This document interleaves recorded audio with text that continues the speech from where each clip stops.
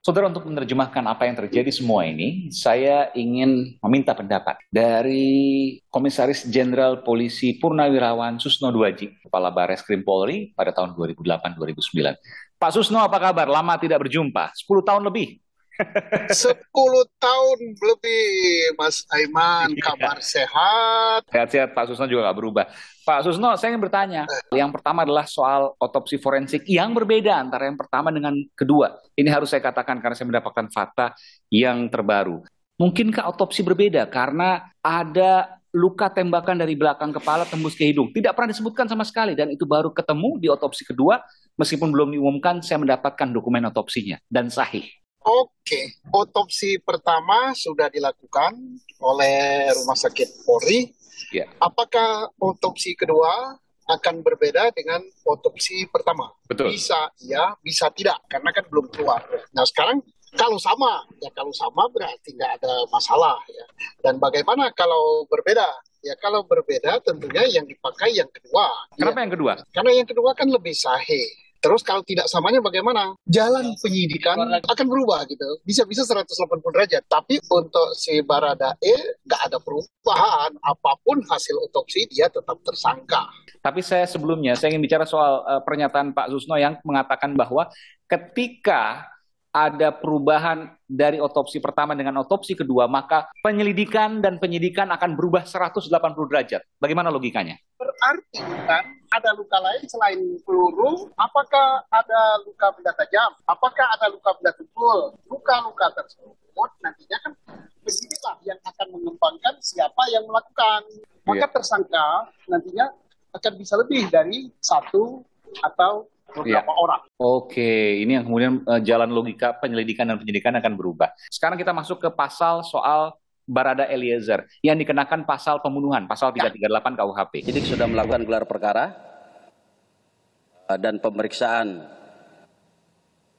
saksi juga sudah kita anggap cukup untuk menetapkan Baradae sebagai tersangka dengan sangkaan pasal 338 KUHP, contoh pasal 55 dan 56 KUHP.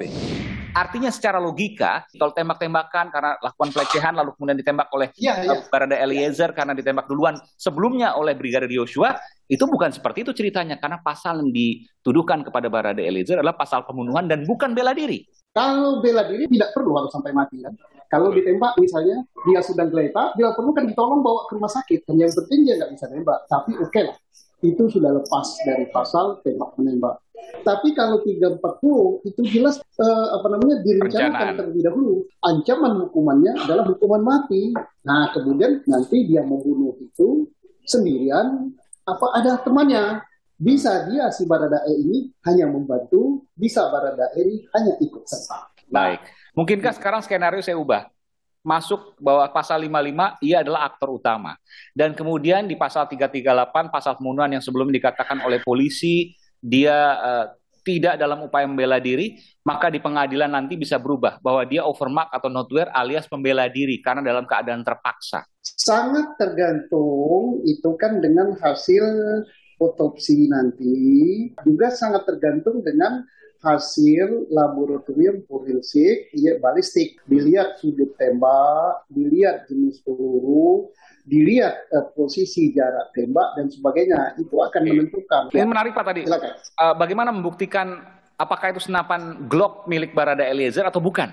Pertama dari tembakan yang mengenai badan daripada selongsong dan proyektil gitu. Karena apa? Itu bisa diketahui senjata mana asal daripada proyektil itu. Betul. Karena masing-masing senjata itu ada sidik jarinya. Nah, senjata Baradae baru diuji. Apakah itu sah dia memiliki senjata apa tidak? Cara mengujinya dicek surat-suratnya. Suratnya itu sah nggak? Dan bisa ditahukan apakah surat itu dadaan dibuat berlaku mundur apa tidak? Bisa juga dibuktikan.